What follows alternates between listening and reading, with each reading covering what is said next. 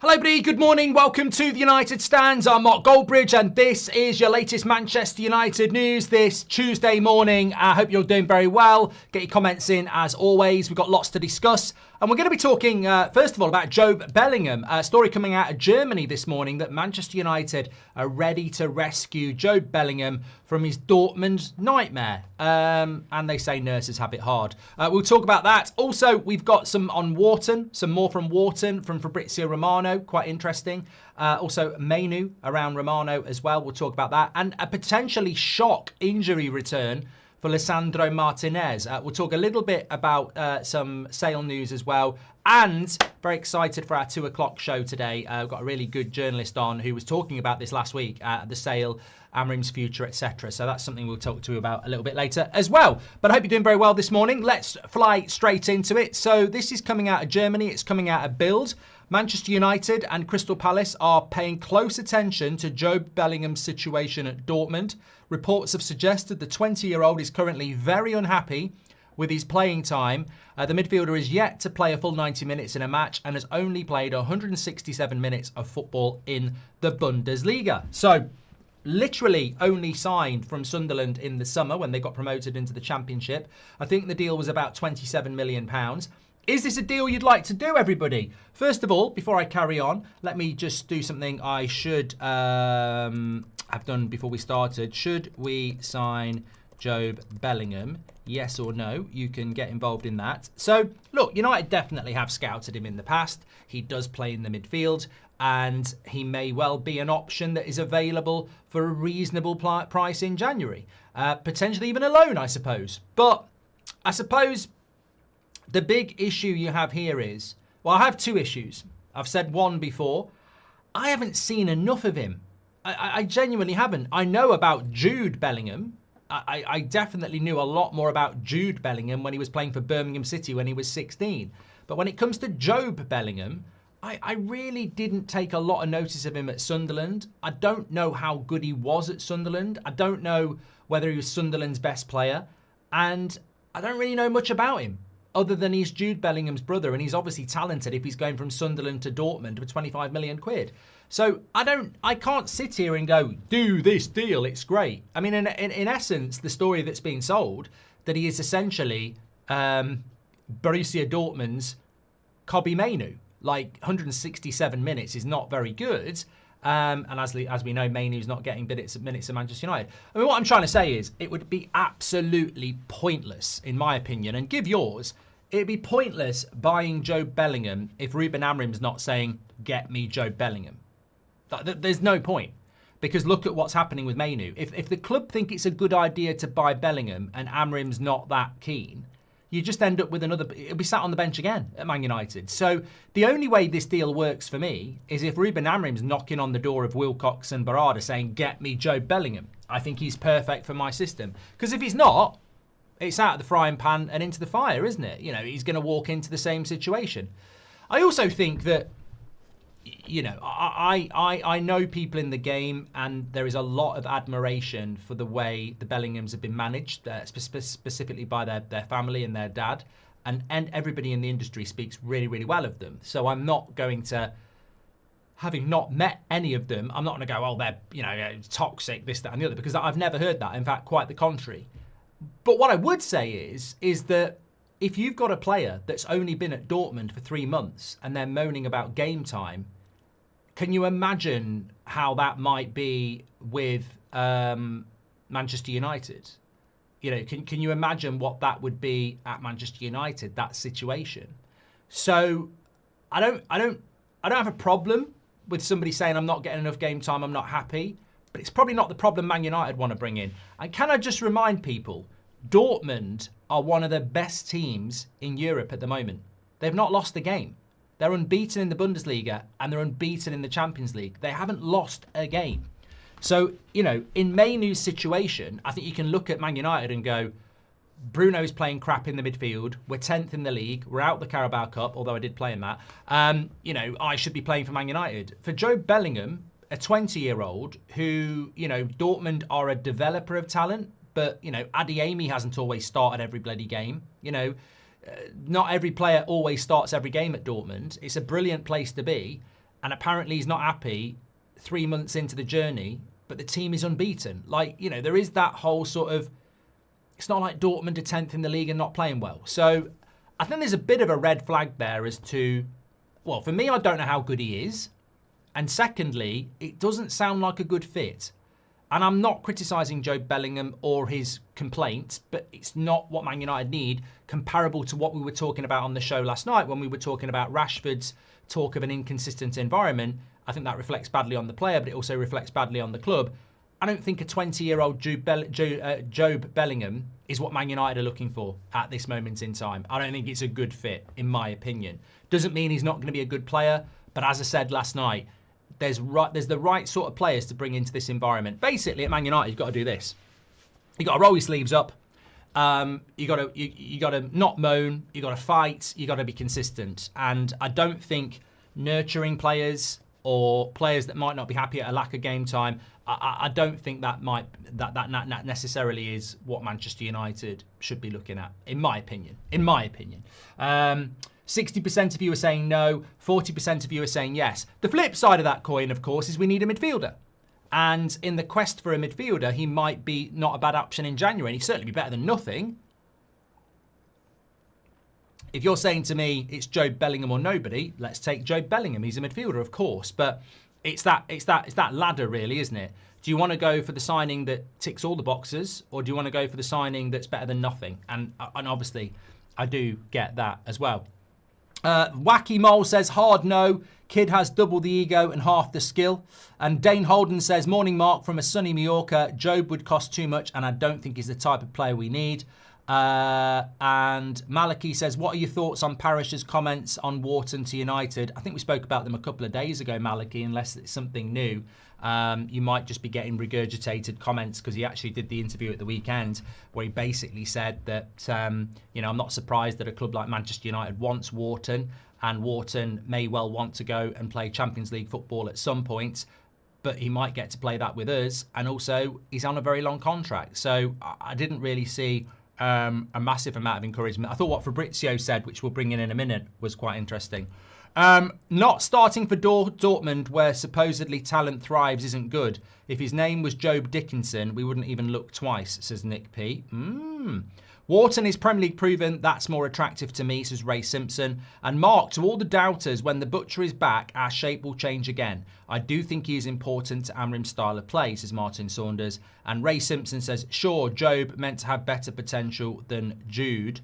And think how many shirts we'll sell. But seriously, if he's a centre midfielder, I'd take him with Stiller. This is Keel Robinson. Would you take him on loan to Stretford Signal? We need a midfielder.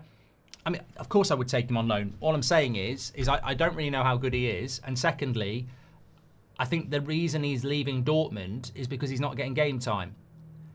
Putting him into a Man United situation, you know, he's clearly a player that's quite vocal about his development.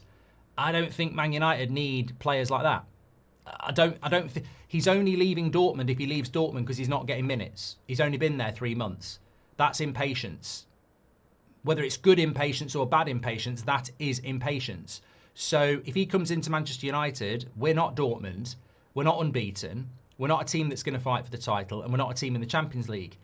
Imagine how quickly he might get impatient at our football club. And I don't think we need those types of personalities at United. I really don't. I think you need people like Mbermo, who is being chased by Newcastle and Arsenal in the Champions League, but says my dream is Man United. I think we need those types of players.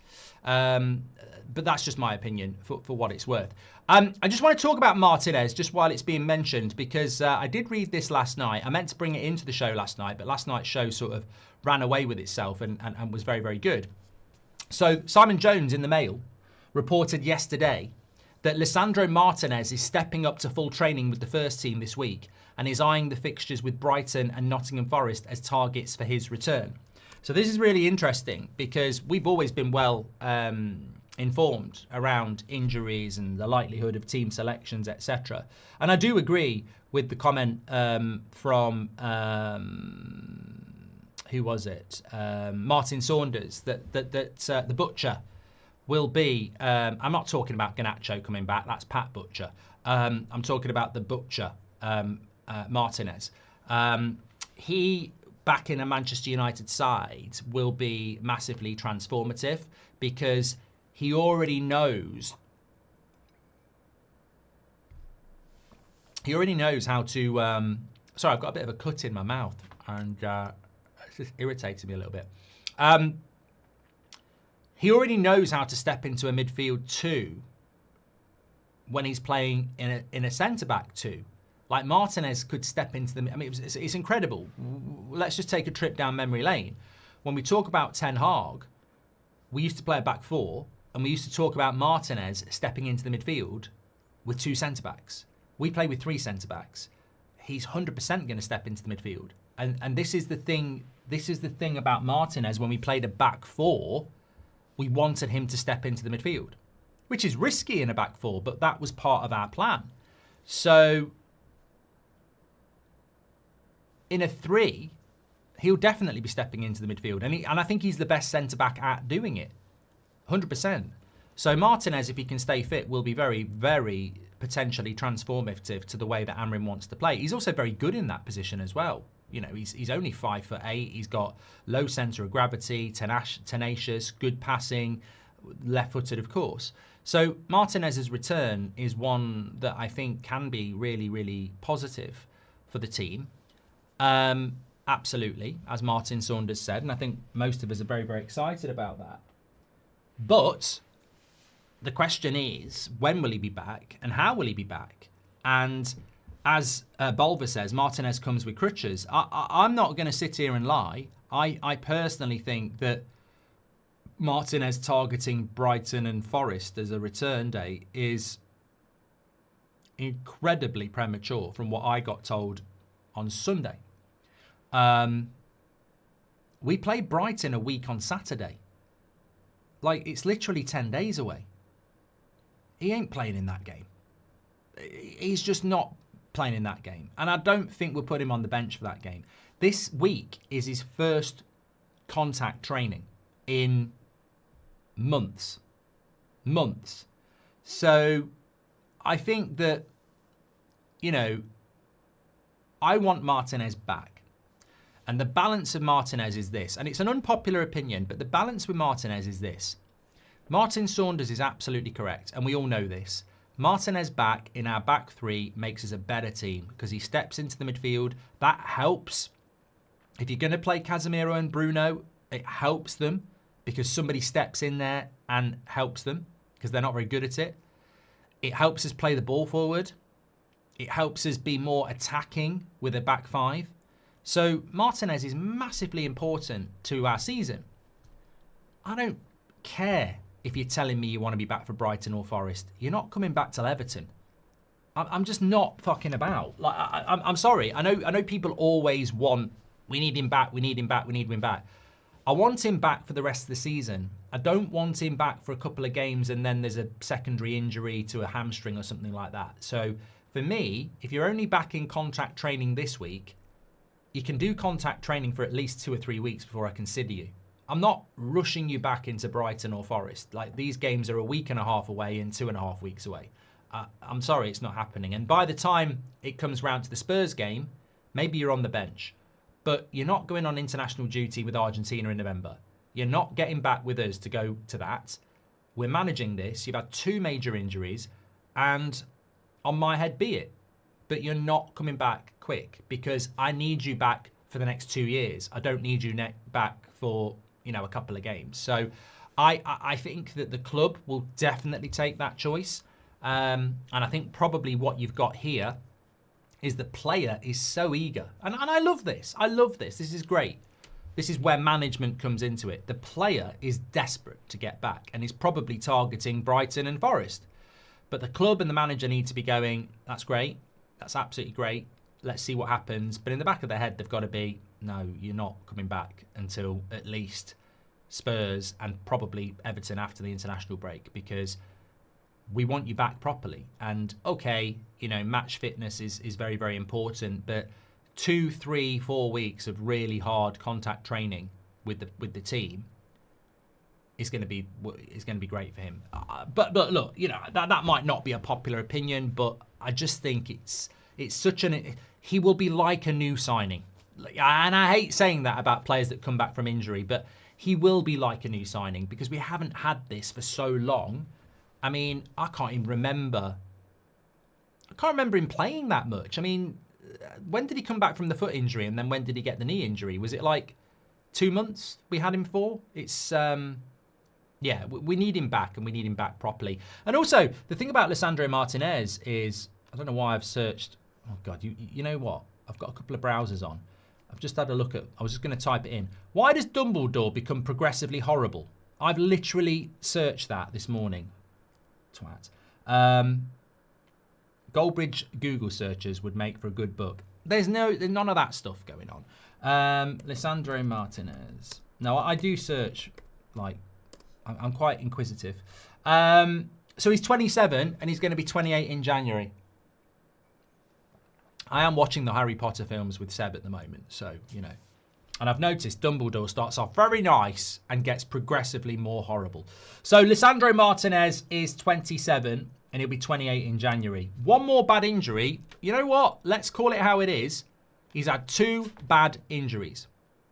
If he has another bad injury, you can almost say we're into Phil Jones territory. Because at 28, when you've missed most of your mid-20s through injury, I think it becomes a big problem. I mean, I'm just having a look here. Wasn't particularly... I mean, to be fair, he'd had a few injuries at Ajax, but predominantly his big problems have been with Manchester United. 22-23, April 23 to June 23, he had the metatarsal fracture. Then he came back in September 23 and was out till January 24 with a foot injury. And then it says he came back in February 24 and was out with a knee injury until the end of March 24. Then he came back and had a calf strain from the 2nd of April 24 to the start of May 24. And then he did his cruciate this year. So he's had a few injuries. I didn't realise he had the knee injury in February 24. The foot injury is a little bit longer. So he's had a few injury problems. No real issues at Ajax, but at Man United, he's had a few issues since the metatarsal injury in April 23. So he's had 2 years, nearly 2.5 years of quite consistent injuries. I didn't realise that. I genuinely thought that the metatarsal injury was a lot closer to the knee injury. I didn't realise he did the metatarsal in April 23. So he's had metatarsal, which basically kept him out for nearly a year. Then he did a knee for a month. Then he did a calf for a month. Then he had a back problem, which was only 3 days. And then he did the cruciate ligament. So he's had 2.5 years of injuries. And he's 27. So since 25, he's basically been injured. That's not good. Like, you know, and this goes back to what I mean about managing him back. Yes, we all want the butcher back. But he's basically been injured since he was 25. If he gets one more bad injury, I think sadly you're in the circumstances of saying, you know, we need to move on. We need to bring somebody else in. Sam Burns says, "Hi Mark, hope you're well. It's my birthday. Please can I have a shout out?" No, you can't. You can't. No, you can. Shout out, Sam. Happy birthday. Hope you have a good one. Tom Grant says, "Morning, everyone. If we sign Jobe Bellingham, then I don't want him treated like a second-rate Mainoo. It's early, but who starts this weekend? Lamens." Tom, I can absolutely tell you 100%, I do not understand this. In fact, it makes me get mad. It gets me so mad. I cannot understand why. And I might get sat down on this, but I find it one of the most... But you know what? Been doing this for a very long time. Speak to people about Man United for hours a day. And very rarely get bored. Very rarely get bored. But over the last 2 weeks, the one topic of conversation that bores the shit out of me is, do you think Lamens will start against Liverpool? Because I'm sort of like, why? Why are you asking this question? On what planet is he not our number one now? Like, why would he not start against Liverpool? Like, he literally was one of the best players against Sunderland, kept a clean sheet, did really well. On what planet is Lemen's place under jeopardy?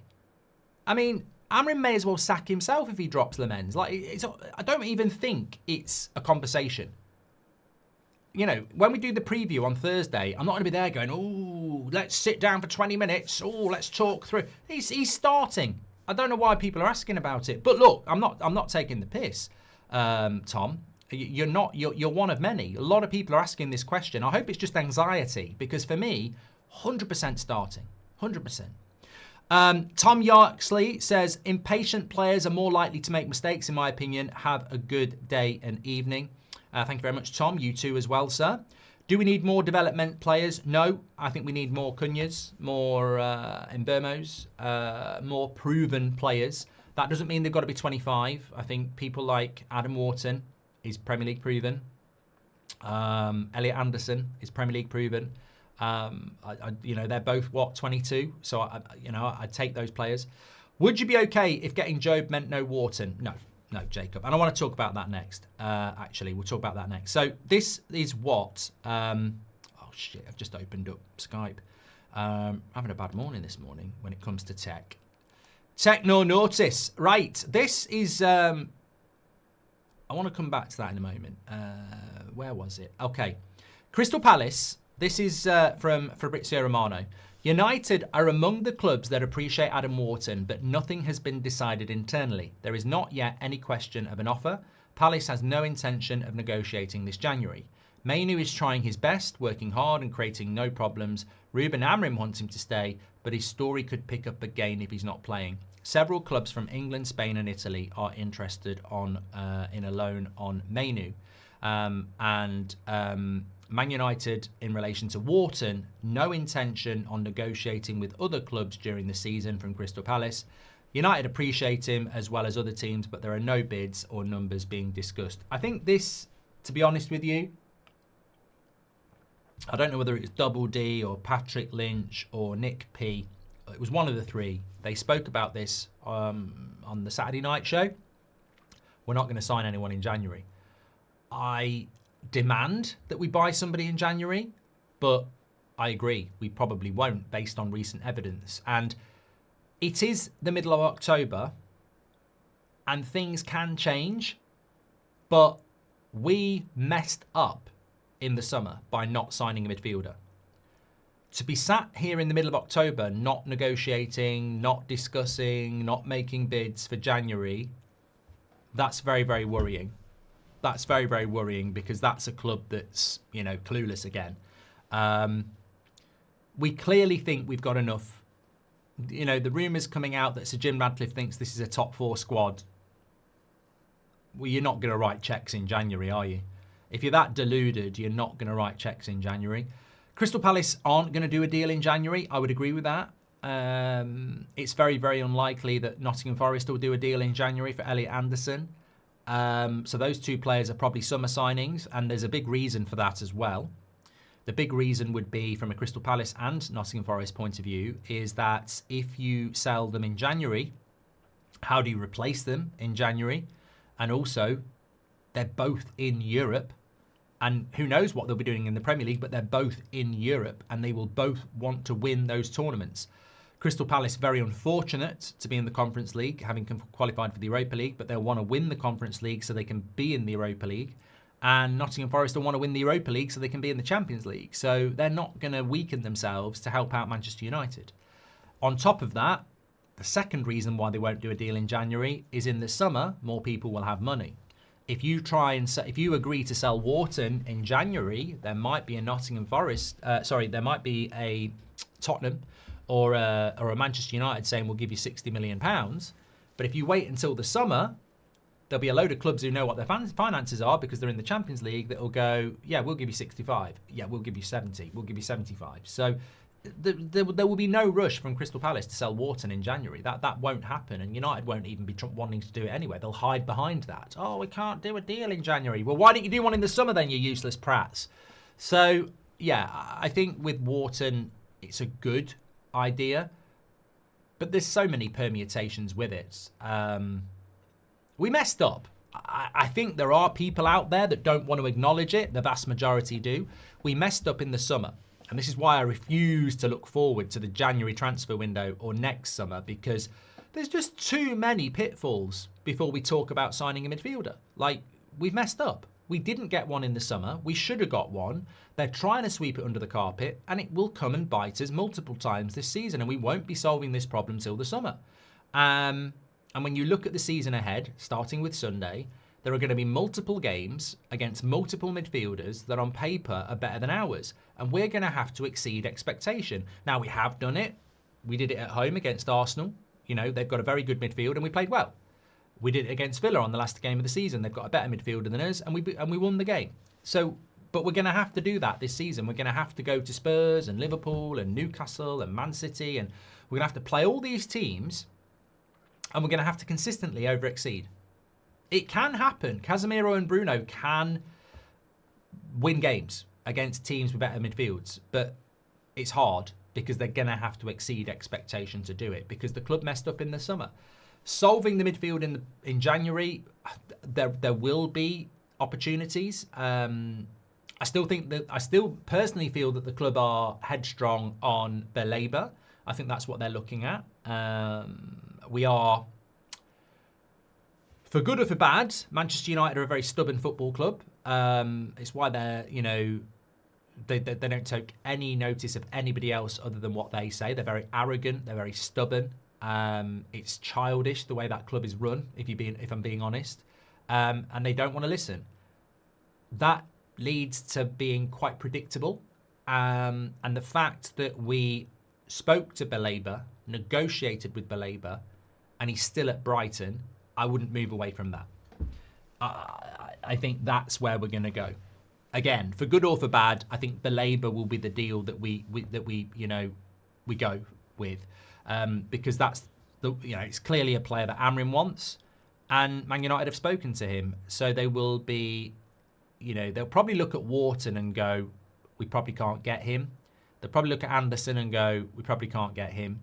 They'd probably look at someone like Stiller and go, is it a risk from the Bundesliga?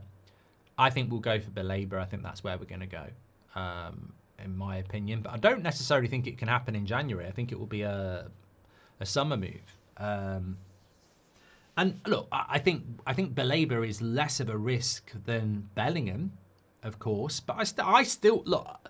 Standing on the hill on my own, or with a load of you with me, I don't care. It's an opinion. I'm worried about Baleba. I think that, it's very interesting that we're playing Brighton in a couple of weeks because I don't think he'll play in that game. I don't think you can pick him in that game. He's been so bad. Why would you pick him against the team that, he's down tools for, really? Whether he's down tools because of injury, whether he's down tools because of, trauma, whatever. I don't want to get into technicalities. He's not playing well. Understandable, justifiable or not, he's not playing well. And again, I look at what Rashford said, I look at what Gary Neville said, look at what Roy Keane said, what we discussed with Jobe Bellingham. I can't be a hypocrite. I worry about players that when things don't go their way, they stop playing well. I worry about that because I've had 10 years of it at United. So I worry about Baleba because I'm like, fantastic talent, why are you playing so shit for 2 months? It worries me. It worries me going for a player like that because, all right, it might come to Man United and be really happy for 2 years, but you can guarantee at Man United there will be times where things don't go well. What happens then? And it worries me. And I don't blame the player. If we buy the player, I like him, I'll back him. But if he flops, I will blame the club because the warning signs are there, and we have to be analysing our players better than we have over the last 10 years. As I said, for me, statistically, I like Anderson, but I don't do stats. To the eye, I like Wharton as a midfielder. I do like Stiller. There's a bit of a risk there. I want to see Baleba play well.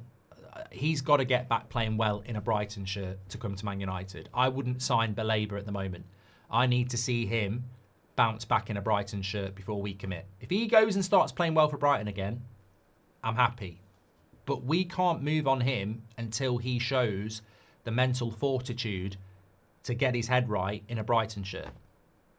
I wouldn't go anywhere near him if his form doesn't pick up at Brighton. If it does, that's a different conversation. Vagabond says, our failure is that after Sir Alex Ferguson, our expectations didn't grow. Wharton and Baleba, otherwise the board should get the brunt of our anger, says Vagabond. Am I the only one who thinks we'll revisit Conor Gallagher, says Visca? I mean, that's not a bad... I mean, that's a great comment. Would I go for Conor Gallagher in January? Abso-bloody-lutely, yes. Yes, I would. I don't know what his game time's like for Atletico. I mean, I'm doing Arsenal against Atletico on Wednesday on That's Football next week for the Champions League. So let's see if he's involved. But absolutely, that's not a signing. That's a loan deal. And it's a good loan deal. And you're absolutely right. Like, look at what we did with Sabitzer. I liked that signing. I liked the signing of Sabitzer. We sent him back. It didn't work out. But if it worked out, it could have been a really good signing. So I would do that. Chuck says, what if we approach Palace to buy Wharton in January, offer Kobe on loan? If Kobe plays well, we can keep or sell him to them. We win. Well, you could do that with Baleba as well. Yeah, you could do that with Baleba as well.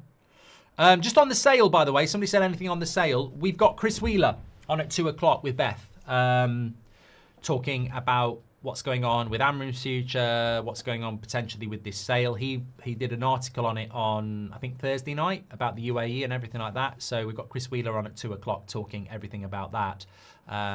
So yeah, keep an eye out for that at 2. Robinson Crusoe says, I agree the youth has been affected by inconsistent management and coaching. However, not at least working hard is not excused. Best youth success in the last 5 years is Elanga, says Robinson Crusoe. I personally think it will get better. I think there's some tremendous talent in the Man United youth setup and a lot of good work's been done there. But I think over the last 10 years, our youth development hasn't actually been that good. You know, Greenwood could have been something. Rashford could have been something. Elanga needed to go. Garnacho, I don't even class as youth, really. Yeah, our youth development needs to be better. And I don't know what's happened with our youth. You sort of look at people like Brandon Williams as well. What's happened to him? There's been a mentality issue in the youth as well. I don't know what it is. I don't know whether there's a bit of a I've made it before I've made it mentality. I think we've seen that with some of the players coming through. I'm hoping that's going to change. We need players coming through that are hungry, that are hungry every bloody day until they're 25.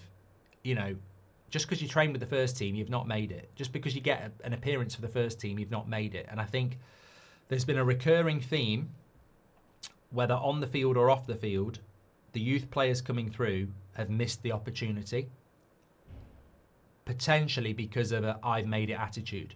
Garnacho definitely gave off those vibes. You look at what's been going on off the field with certain players, you know, what you're doing out doing stupid things in cars and, you know, pubs and clubs and stuff like that. Why are you doing that? You're not even an established first team Man United player and you're fucking about. Like, I think that needs to change at United. Like, you're a professional footballer, behave like it. You're at Manchester United, work hard every fucking day. You shouldn't be doing anything until you're at least 25 about I've made it. And I think we've had some good players, but they've all fell by the wayside for different reasons. And we need the right mentality. And I think there are some players coming through with that mentality. And I hope that it's changed, because I definitely think there was a culture where United young players were being, you know, seen regularly doing the wrong things on and off the pitch. But there are some really encouraging signs coming through. You know, there's a number of players who are 16, 17, 15 who are hungry, really hungry to be successful. And that hopefully will be the culture going forward because we'll benefit from that. You look at Arsenal.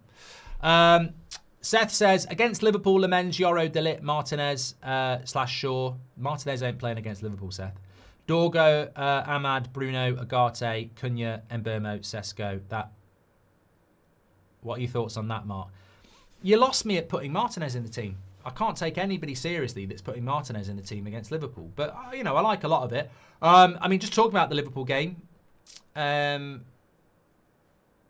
lot of people exposing the fact that Michael Oliver is the referee for this game at the weekend. My honest thoughts on that?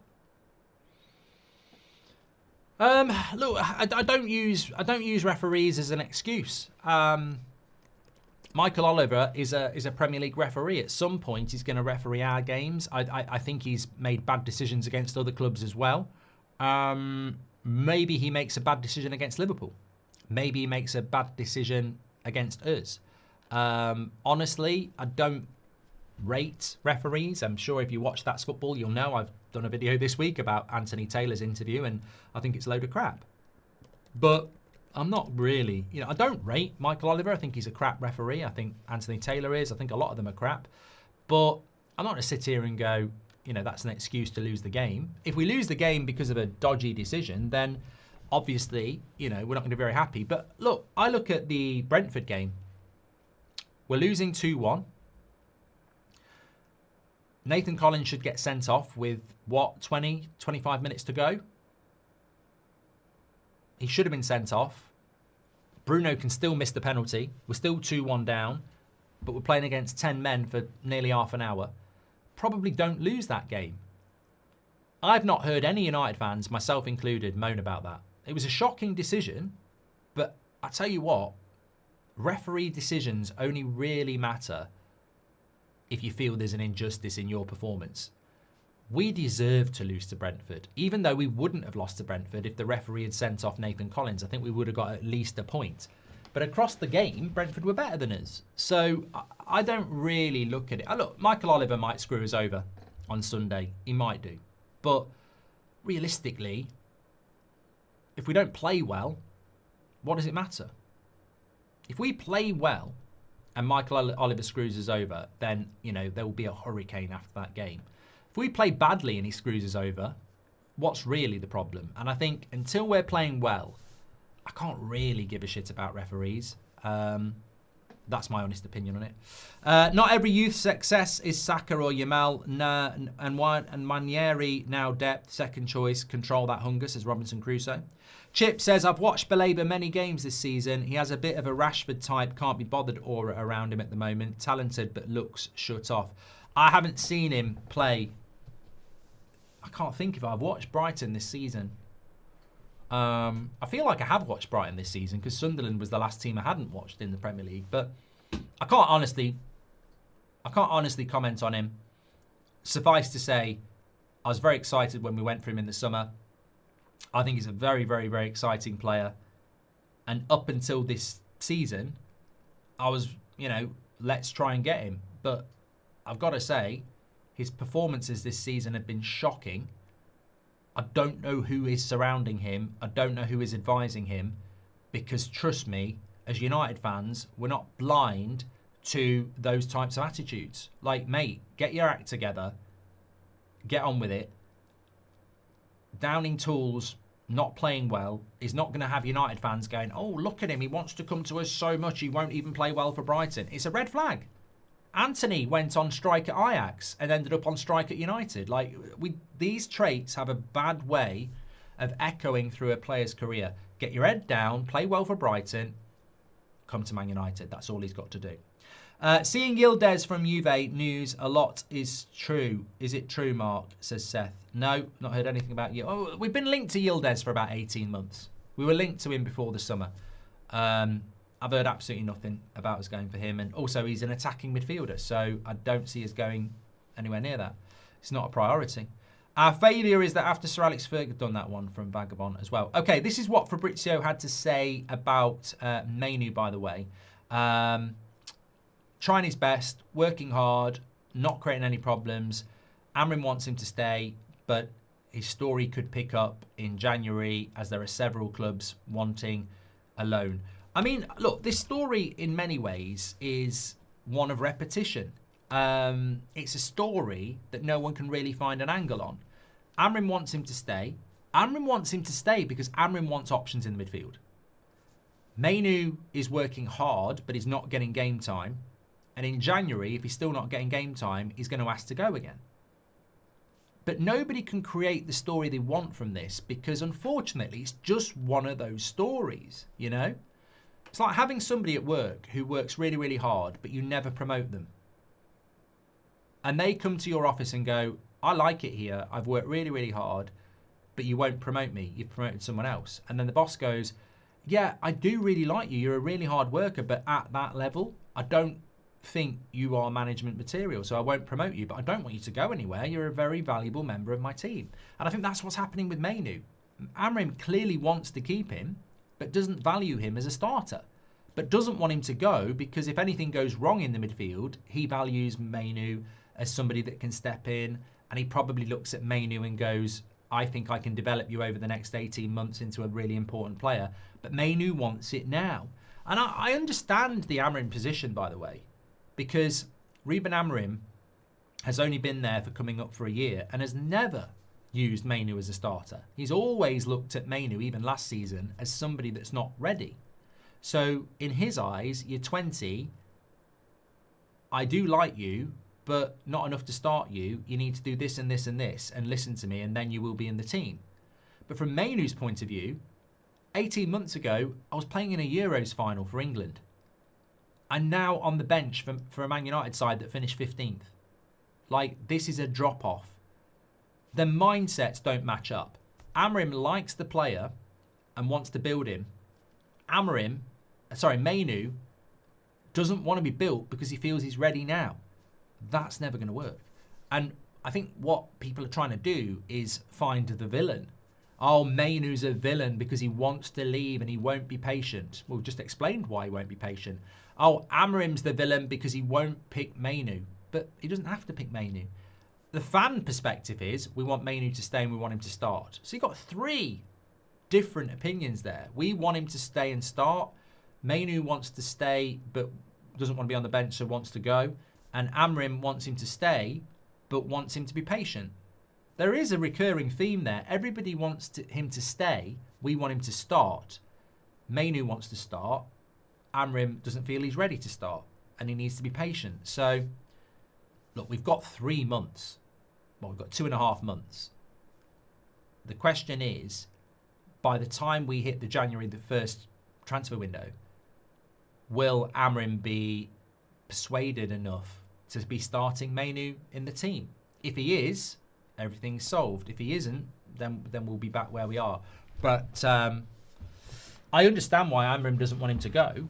But my stance is this: if I'm Mainoo and I knock on the door in January and I've not been starting games for the last 4 months, and I say to Amorim, "Are you starting me for the last 5 months of the season?" and he goes, "No," I go, I'm not sitting here on the fucking bench being a number for your squad.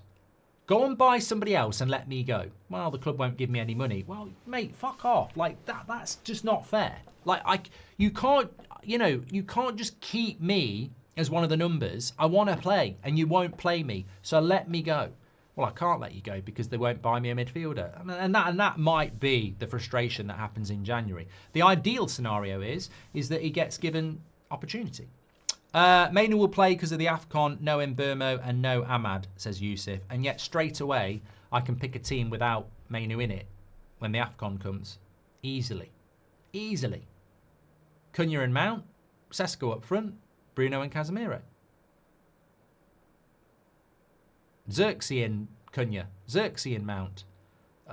I still don't need to use Mainoo just because of the AFCON.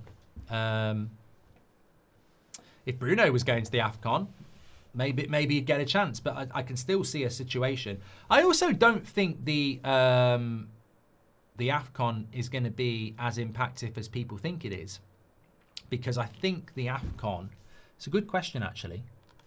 Get rid of Dumbledore. AFCON dates. Sunday the 21st to Sunday the 18th of Jan. So now remember, they will only go the days before the tournament. So I think the last game for Ahmad and Mbeumo and Mazraoui will be the 13th of December against Bournemouth. Villa away, Newcastle at home, Wolves at home, that's 3. Leeds away, Burnley away, and potentially Man City. They could miss 6 games. And the FA Cup. They could miss 7 games. Which is quite a significant amount of games, actually. We've got a bit of, we will talk about it a little bit more in the future, but we've got a little bit of a problem when the AFCON comes along, because Mazraoui and Mbeumo and Ahmad are considerable players to miss out on for 6 Premier League games. They are. They really are. Mainoo, another young player who think they've made it, to 767. But I understand that. I do understand that. I understand why, as Mainoo, you might think you've made it. You played in a Euros World Cup, Euros final for England. You were a breakthrough player under Ten Hag. The problem, Mainoo's biggest problem is Ruben Amorim. And as somebody that backs Amorim like we do, you can still see the problem. Erik Ten Hag would never have stopped picking Mainoo. But Amorim doesn't rate Mainoo. And that's the worst thing that's happened to him, is that Amorim so far has not valued him, whereas Ten Hag did. It's simple as that. I've watched Baleba, done that one from Chip, done that one from Seth, done that one from Vagabond. When's the Christmas jumper out? I need to chase it. I've got mine upstairs. It's going to be hung up behind me very, very soon. Are you hanging up your Christmas jumper on the wall? Yes. Funny story, actually. We got the new car a few weeks ago, and I took it out for a drive with Seb in it, and he was messing around with the radio, and he went, "Look what I found. Magic Christmas." I was like, "Mate, it's the start of October. What's going on?" There is a radio station in the UK that it's called Magic Christmas, and they play. Well, I'm driving along, so I couldn't really do anything about it. We had to listen to 3 Christmas songs driving along. It's weird. I don't know whether you've ever done it. It's weird. Listening to Christmas songs when it's not Christmas is really weird. It's great when it's Christmas, but it's really, really weird. I thought I'd just share that. Slazy says, the biggest problem about the AFCON is that Mbeumo, Ahmad and Mazraoui all play on our right side, leaving us with Delo, and that's what I mean. I think the AFCON does cause us a problem. I was speaking to somebody this morning, actually, and they were asking me, that they're a Wolves fan, and they were asking me about United, and I said, look, in many ways, the next 4 games for United are really good, because there's 2 games you'd expect to win, and there's probably 2 games that are very difficult. I think Spurs away and Liverpool away are difficult. Brighton at home and Forest away, you'd expect to win. The international break, the story of the sale, a sort of, if you're Amorim, it's probably the nicest 2 weeks he's had in ages. But it's all coming back. It's all coming back. And, you know, I look at the fixtures of United, and I don't see a period where it gets better.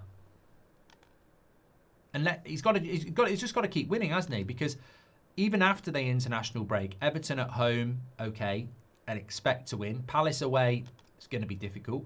West Ham at home, expect to win. Wolves away, I'd expect to win, but will be difficult. Bournemouth at home, again, difficult. Villa away, and now you're into AFCON territory, aren't you? So Villa away, difficult, but you haven't got Mbeumo, Ahmad and Mazraoui. Newcastle at home, difficult without those players. Wolves at home, you'd expect to win. Leeds away will be very challenging.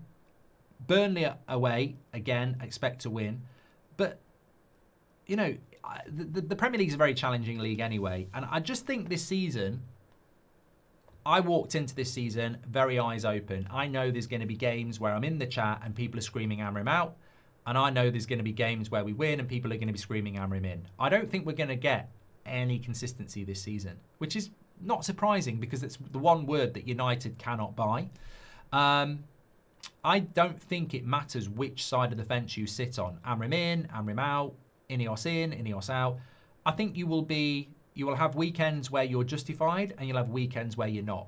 And I just think this whole season is going to be a roller coaster. I don't see any period where I'm going to go, breathe, we're going to be fine for a couple of months. I just don't. I think every game has the potential to be a win or a loss. Even this weekend, one of the hardest games of the season at Anfield, I can see us getting a point. I mean, there's a slim chance we could get a win, but I can see us getting a point. But we could also get hammered. So if we can go to Anfield and I can see a result, I can see a result at Newcastle, I can see a result at the Emirates, but I can, you know, it's going to help. It's going to be hard. Remember when Arnana missed one United game during the AFCON, says Visco. At least we haven't got him. Yeah. Fraser says, I said sign Jobe 2 weeks ago and you laughed at me. I'm still laughing at you now. I think ha ha ha ha. I'm still laughing now. I don't want to sign Jobe Bellingham. I think it's the wrong fit at the wrong time. Go back to the first few minutes. I might be wrong on that. I've been wrong on other things, but that's my stance. I still think it's a bad choice for United to go for a player that's unsettled at a better club who's unbeaten because he's not getting minutes. I don't think that's the right profile of player for United to go at the moment for. Thanks everyone for watching. Take care. Don't miss 2 o'clock. We've got Chris Wheeler on the show with Beth. I'm live with you. I think I'm live a little bit earlier tonight. I think it's a 7 o'clock show tonight because I'm doing the England game on That's Football. So it's probably 7 o'clock. But yeah, tune in, get involved. Take care. Have a great day. I'll speak to you all in a bit.